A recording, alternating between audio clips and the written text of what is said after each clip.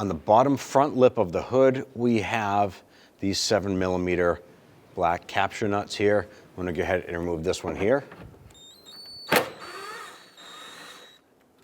gonna go ahead and repeat for the other 5.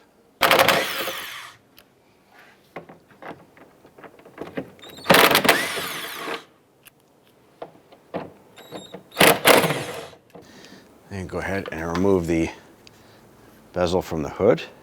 And we went ahead and cleaned the whole edge of the hood right here before we reinstall our new chrome bezel. It has a series of built-in screws. We're going to simply line these up, get the bezel lined up on here, raise the hood back up. I'm going to go ahead and install our end screw right here.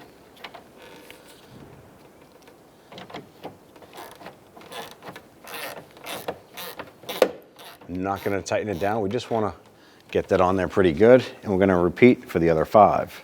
Once you have them all installed, let's go ahead and snug down these little plastic nuts here.